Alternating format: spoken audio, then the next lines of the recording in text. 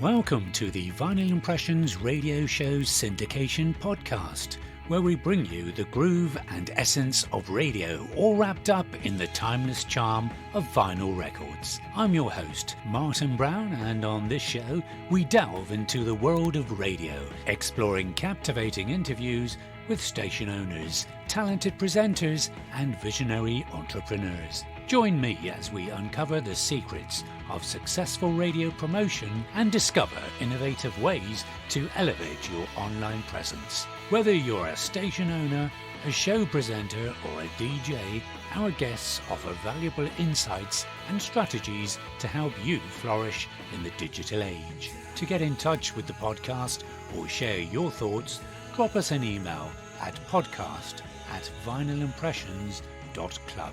For more updates and exciting content, visit our main website at vinylimpressions.club and connect with us on our Facebook page, Vinyl Impressions Radio. I'm excited to welcome today's guest, David Fagan, the visionary behind the Icon Builder. As a former CEO of Guerrilla Marketing, which sold over 23 million books worldwide, David has a storied history of elevating brands and individuals to iconic status. In the helm of the Icon Builder, he's now focused on crafting the image and market presence of tomorrow's leaders. He can also help radio station owners, of course, radio presenters too, and those listening on the Vinyl Impressions channels can feel involved too. Meanwhile, it gives me great pleasure to say, David, welcome. Thank you. That's a great introduction. I think I want you to do all my introductions moving forward here. I was going to say, just give me a nod and I'll be there. It really is a pleasure to have you here, though. And David, maybe you could start by telling us a little bit about the journey that led you to create the Icon Builder. Oh, absolutely. For years, I was in a whole different industry, had a whole different life. I don't talk about it a lot because of creating brand confusion.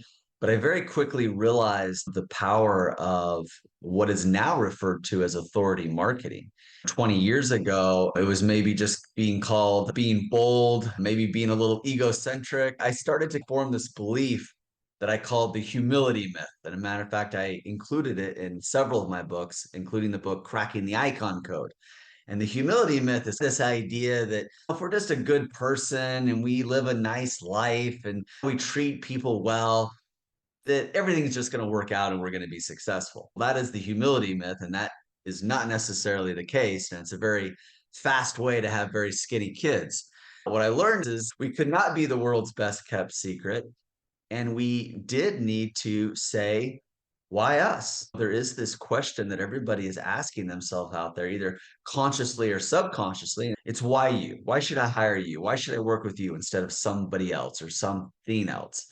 And so from that kind of belief system came Icon Business Development, which became Icon Builder and Icon Builder Media and Cracking the Icon Code and Icon Bootcamp and so on and so forth. So that's how it all got started, is just really learning the power behind different ways to put yourself out there and become somewhat of a celebrity expert. When you started on this journey yourself, where did you come from and what is your background prior to doing this? I know you said you don't like to touch on that very much, but hey, this is the Marketing Bugle podcast. So more than 20 years ago, I was in the mortgage business, the banking business, the real estate business, late 90s, early 2000s, right out of school. There was a very big boom going on, one of the first booms in my lifetime, if you will. And so I was involved in that quite a bit. I oversaw 9 different bank branches before too long as it pertained to real estate and lending. And so I was very much required to speak, to train, to attract referral partners, people that would refer business in the real estate industry and other industries. And I realized that I looked very young. I probably still look young, but back then I looked like I was 13 years old. I did not have a college education. So I realized early on, like, how do I get these people to listen to me? What does it take to get somebody to not just persuade, but attract and enroll? And so I had to get clever at how to quote certain kinds of people and how to read certain kinds of things and earn certain types of accomplishments to ultimately impact, persuade, influence, have credibility, get exposure, these types of things. I think the concept, though, of turning individuals and businesses into icons is fascinating. Maybe you could share just a little bit about how you would encourage somebody to become an icon. Back in the 2000s, this is really when reality television started to take off. And so one of the other things that helped form my belief and as well as other people's beliefs is that the individual consumer, the individual person, period, we became less enamored and interested in the company, right? That you can't really hug a building. And even though a person could be flawed, we found ourselves as an individual and as a society drawn to people and their flaws as long as they were real, as long as they were authentic, as long as they were honest. And we started understanding that you could even screw up. You said you were sorry. This is even when the anti-hero started to take off more in just everyday culture. And it was really from that. It wasn't really like me putting out this belief. It was more of me being an observer of what was going on around me, that this was really becoming a thing. And people started having a following on YouTube, 2007, 2008, social media things like Facebook, LinkedIn come out. People starting to have a following in these places. And this was really before the word even influencer came around. But it was something that I noticed and caught on to pretty early and started observing too, that this wasn't necessarily an accidental thing. Somebody could very purposefully write books and speak on stages and serve in certain positions and put themselves out there in these ways, winning awards, serving on boards, getting testimonials, client testimonials, getting celebrity endorsements, and all these things started to become something that I formulated as the way to crack the icon code, right? And not to just be like an icon in the world, but you could be an icon in your industry, in your geographical area. And that people were doing it all over the place. And it didn't have to be this accidental thing, but you could become very intentional about this process. Were you surprised by how people embraced this notion, this idea, when you released your first book? I really wasn't uh, too shocked by it. I was honestly more surprised by the people who didn't get it, because there are a lot of people out there still to this day, but especially back then, they were like, I don't need to be a celebrity. Matter of fact, I don't really want to be on TV. I don't want to be on stage. And I started doing news and media. I started doing a radio show. I had a cable TV show, which further heightened my own icon status. And that got me touring places. And what was even more fascinating is I would go to places like Australia, and they have something there which maybe you're aware of, but they call it the tall poppy syndrome, right? And the tall poppy syndrome is, right, those little things that have the flowers. And in the US, we like to pick them and you make a wish, right? You just blow the poppies away and they float away. In Australia, that's a bad thing. It's like you really start to pop yourself up, people start to pump you up and maybe hero worship you a little bit, and you really put yourself out there, and it really leaves you exposed for the winds to come along and just blow you and all your works away. So I was probably more surprised by the people that weren't just against it, but were like culturally opposed to it. It was like in their DNA to be scared, fearful. Do I really want myself to be promoted as an individual? I like the idea to hide behind a company or a team or to play it safe, tuck down. I was probably more surprised by that and having to fight that humility myth that sort of developed in people and evolved in people. And do you find now that leaders that really do become icons, I'm thinking Richard Bransons of this world and people of similar notoriety, do you find that's also helped your cause in terms of you've got those examples to give away now to say this is what happens when you become an icon? Because Richard Branson is way more than just his brand. the Virgin brand? Yeah. Yeah, absolutely. It has absolutely helped a lot of people. And as always, there's that pendulum, the law of the pendulum. We've probably swung too far where influencers or people that are dubbed influencers have a lot of pull and power. And now we're going, what's your expertise? What really is your claim to fame, so to speak? And the idea of fake it till you make it maybe has allowed a lot of fakers in the world. And so we've seen the pendulum kind of come maybe a little bit back where hopefully it should be, where now people are saying, okay, good for you. You have a following, but what is really your expertise here? And for us to maybe challenge that a little bit. What have you really accomplished? And there's nothing wrong with that. And I think we do need to do that as a society.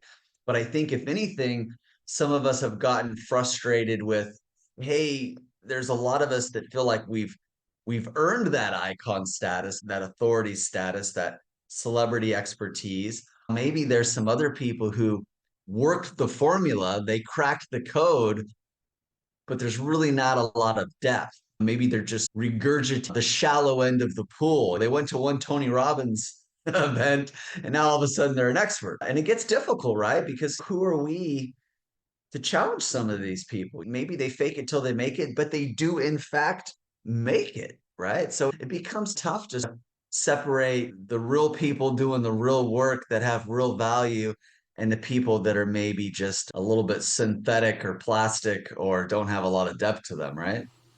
Absolutely. I think these days more than ever, it's to be famous just for being famous. And I guess, as you say, in some ways we need to crack that a little bit so that you're famous for something, not just for being famous. And Right. how do you adapt your strategies, David, so that they remain fresh and effective? Technology is a massive part of that. Technology has just been driving us all faster and faster. And there's a ton of pros to it, but there's some cons to it as well. There's an upside to it, but there's a downside as well. Technology, like I said, in the mid to late 2000s, it was really places like YouTube, Twitter, Facebook, LinkedIn. And then all of a sudden, we saw a lot of things pop up that aren't really here anymore. Things like Flickr, even Pinterest is barely hanging around. I don't know if you remember, but Google Plus had its own platform. That was really supposed to be a big deal. A couple of years ago, Clubhouse, that was all the rage. Clubhouse, that was going to change us. So, social media platforms, I mean, TikTok didn't even exist more than a handful of years ago, right? Now it's probably the 800-pound gorilla, the 1,000-pound gorilla out there. So you really have to stay up to date with social media, and you really have to pick your vehicles because you can't really ride in all of them. I probably didn't get on Instagram as fast as I should have, and that's been amazing. But I held back on Clubhouse, and I'm glad I did because to me, it didn't do it as much. Email was really big for a long time. It's still big for if you know what you're doing. You got to do a little bit of everything, but at the same time, you got to pick the technology and the platforms and the ways to communicate with your base that you really want to be on the cutting edge, the bleeding edge, if you will. And you can't do them all, right? But you got to do all of them to a certain point. Then you got to pick a few of them that do really well. For us to evolve in all these industries, we've had to say, okay, we're really going to stay in this and learn this and read about this and study this and experiment. Experimenting is so important with what we do. Constantly experimenting in our own business. And then based on what works, telling our clients, okay, here's how we've perfected some things on Amazon and the publishing world. And that's always changing. That algorithm's always changing. And then, hey, here's what we're doing in Facebook or Facebook groups or LinkedIn. When Twitter's become X, videos are getting shorter. Now they're getting longer. Now they're getting shorter again. Let's get out of direct mail. You know what? Everybody left direct mail. Let's get back into direct mail because there's no competition there anymore. So I was involved in guerrilla marketing, the former CEO of Guerrilla Marketing, the only CEO ever of Guerrilla Marketing. And guerrilla marketing is all about the unconventional way to reach conventional goals in lead generation and attracting and enrolling people. But it's all about the unconventional. What was once unconventional becomes conventional. And what was once conventional sometimes then becomes unconventional. If you're out there sending things in the mail, you're a guerrilla marketer right now. You're like, wow, that's crazy. Like you're sending something in the mail. Yet 15 years ago, everything was sent in the mail. That was how do you create the lumpy mail? How do you put something in there? We were mailing watermelons. Like we'd put a sticker on a watermelon and we would say, for more green in your business, give us a call. Like we were just trying to think of crazy, cool, outside of the box ways to get to people's attention. And there were gatekeepers like, okay, how do we get past the secretary? If we mail them a watermelon, just this, like that's got to stand out. You don't hear of anything like that anymore. Nowadays, if you did that, it's come full circle back to, okay, that's clever. That's guerrilla, right? So a big part of our business nowadays is understanding the trends, understanding technology, playing around and experimenting. It's fun and a little bit stressful at the same time. Yeah, it sounds it. And I guess as well with things like this, as you say, things are circular. They do come round again. Would you say it's easier now or harder now than when you started? Wow. That is a tough one. I would say it's easier to get into. I would say it's more difficult to really break through. If you want to get into this nowadays and say put on an event because of Zoom, because of Facebook Live, because of all these StreamYard, all these technology platforms, it's very easy. It used to be you wanted to put on an event, you're going to go to a hotel, you're maybe getting food. There was just more real costs involved. At least it felt like it. Nowadays, same thing too. Getting into it not only is fairly easy, but it's also hard to get people out of the business. It used to be somebody went bankrupt and they're like, okay, I'm out. I got to go do something else. Nowadays, you live at home with family members, you have no cost, and that person that really isn't being successful, they can hang out in the back corner forever, and you don't really know. Are they making $5? Are they making $500,000? Like we really just don't know. So I would say it's easier to get into it, as like a lot of industries, probably 10 or 20% are doing 80 or 90% of the business. So there's a lot of internet marketers, there's a lot of speakers, there's a lot of authors of books. Everyone's got a book now, right? That are probably just barely getting by, really, in some ways. So very easy to get into it, much more difficult to really have a decent paying career and really break through and have something significant. You mentioned about surrounding yourself as well as being in networks with people. I know you have an event that you're currently involved in as well. Maybe you could tell us a little bit about that. We've got a bunch of events. Probably the one that's most exciting is some of these event broadcasts we do with major media partners, big city newspapers, TV networks. The next one is called the Trailblazer Summit, and that's in June 18th through the 20th. It's an online broadcast. It goes out through a lot of social media platforms, different types of TV platforms. But it's all about different pioneers, trailblazers, disruptors of the past and present. Mark Victor Hansen, Dennis Waitley, The Psychology of Success, John Gray, Men Are From Mars, Women Are From Venus, Jeff Olson, The Slight Edge, and the list goes on and on. John, really just cool people that you would know that were really trailblazers out there, right? But also people that are like first female SWAT team or FBI negotiator, people in the coffee industry, water recycling, food forest for food sustainability, people in the social justice world. Excited about some of these mainstream events that have mainstream media with not just people from, say, the success industry, but from people that have been disruptors and pioneers of all kinds of industries coming into play. So that's trailblazerevent.com. You can find out more about that, and you could view that from anywhere in the world. And I think when the world shut down a few years back, everyone got very international. We definitely were on the cutting edge of that. And when we broadcast things, we broadcast United Nations, 160 plus countries, 162 countries, 190 countries sometimes. So that's very fun and exciting. Is that something that keeps you switched on with all of this as well? Is it something that you really enjoy immersing yourself in? Yeah, absolutely. One of the things that, maybe drives my team a little bit crazy, but I'm really following the market trends. And it's interesting. The market trend used to be you would develop this sort of well-branded event. And once it's this well-branded event, everybody wanted to come back to it because they knew what to expect. But nowadays in the marketplace, people really want the new thing, the next thing. And so some of these events we've done in the past, they're great, but I sometimes lose interest in them because I feel the crowd or the audience losing interest in them.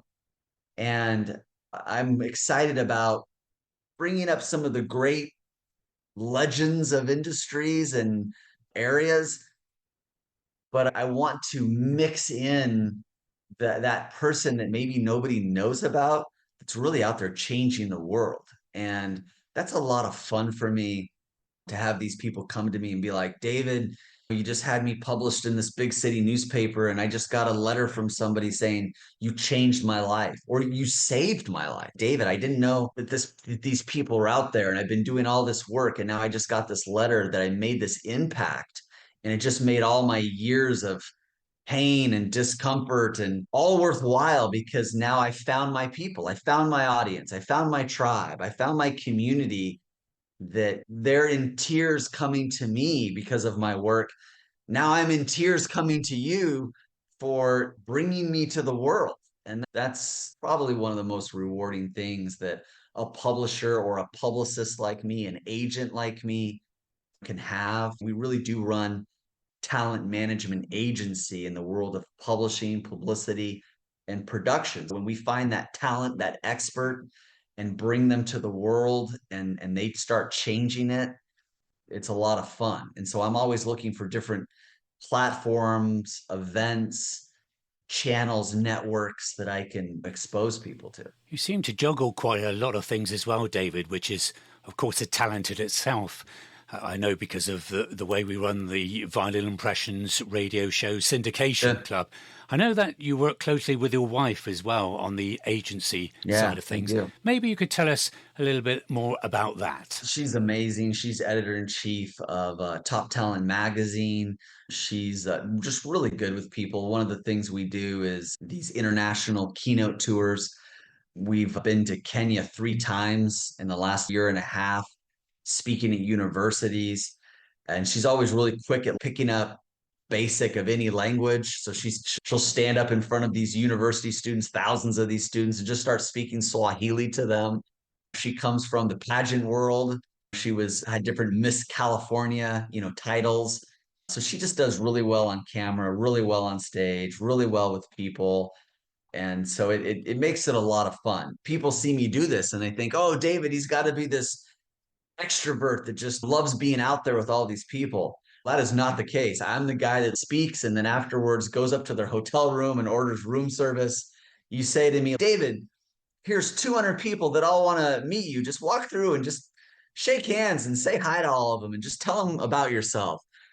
I'm not horrified of that, but that's not a good time to me. My wife, Isabel, on the other hand, it's absolutely, she's the life of the party. Let's do karaoke. We go on these cruise ships like the marketers cruise, right? And I like to hang out in small groups of people and talk to people and everything. But I'm in bed by 11, 12. Like that's late for me, right? I'm getting up, going to the gym. She's in the hot tub. She's doing deals at the bar. People are like, I don't even see you guys together on the ship. It's our lifestyle sometimes, or the way we do business is a little bit different. She's the big time socializer, life of the party. I'm more of the let's have a very on purpose business meeting and have an agenda. And I'm very intentional, right? I'm not transactional. I'm very relationship based as well, but I'm more intentional in that way. She's more, let's just go have some fun and see what happens. That's great. I guess as well, in many ways, that's why the relationship works so well, because you've got that equal balance of both bases are covered in that respect. For anyone who's looking to build their brand into iconic status, what are your top tips, David? What would you say that they must do? What must they do first? That's really good. I would really sit down and take inventory of your accomplishments. We have a list of 15 accomplishments really to focus on: video testimonials, celebrity endorsements, being featured in the media, speaking on stage, publishing a best-selling book. The list goes on and on. But to get really intentional about those accomplishments should become your bio. They should become your answer to the question, why you? Right? Why you? Why should I work with you instead of somebody else, something else? Why you instead of nothing at all? Right? I could just sit here and do nothing. Why should I make an investment of time, money, and resources into what you're doing? The answer to that is really those accomplishments. Get out there and give, serve, and share. Those three words are very important in the beginning and will continue to be important. How do you very strategically give, serve, and share? If you want more fans, right? Fan is short for fanatic. Winston Churchill has a pretty good quote about that. Fanatic is someone who can't stop talking about you and won't change the subject. And we want those kinds of people, right? Who just can't shut up about us. So you got to give, serve, and share. And when you do that in the right way, helping other people get to where you want to be, that's a kind of a Zig Ziglar quote, another kind of legend. In order for you to get to where you want to be, you have to help a lot of other people get to where they want to be. Give, serve, share. That's how you're going to get fans. Icons have fans, celebrity experts have fans, and you give, serve, and share. So by that, you can get testimonials, you can get endorsements, you'll get opportunities to serve people in places. Those things can become accomplishments that you can share with people and start to win people over. It's how you can develop a following, right? If you want to have more people subscribing to you, I'll tell people that really focus on how you make people feel. In my book, Word Genius, I tell people there are 7 feelings that will really help people move forward. And so stop focusing on kind of the numbers and the analytics and start focusing more on how do you make somebody feel? They need to feel like you're the authority. They need to feel like there's a perception of value to what you do. They need to feel like there's a sense of urgency. There's 7 of those feelings. I'm not going to give them all. They're in the book Word Genius. But there are some early things that anybody can do to give, serve, and share, create that following, create those feelings. And inadvertently, whether you realize it or not, you're going to start to become the authority in something. You're going to start to become the celebrity and expert in something. You're going to start to have a little bit of icon status in your industry when you're out there becoming that super connector. Yeah, really good advice. Really good advice. For those interested in learning more about your work and also maybe seeking your expertise, where can we find you? What do we need to do? My website right here is davidtfagan.com. There's a place they can even book a very short interview with us. But really more of the company is toptagency.com. And at toptagency.com, you'll see a lot of the books we've published for people. You'll see an example of a lot of the media we've gotten clients in. There's a lot of frequently asked questions and answers of the organization. Personal, maybe a little bit more, davidtfagan.com. More of the company and organization, toptagency.com. Those are 2 websites. But I'm not hard to find. You Google me, I'm probably going to come up in a lot of different places. Absolutely. David T. Fagan, thank you so much for your time. It's been an absolute pleasure chatting with you. Thank you for your insights as well. And we wish you all the best with your next event in June. Yeah, thank you, my friend. Thank you for listening. For more details of any of our podcasts, please visit vinylimpressions.club.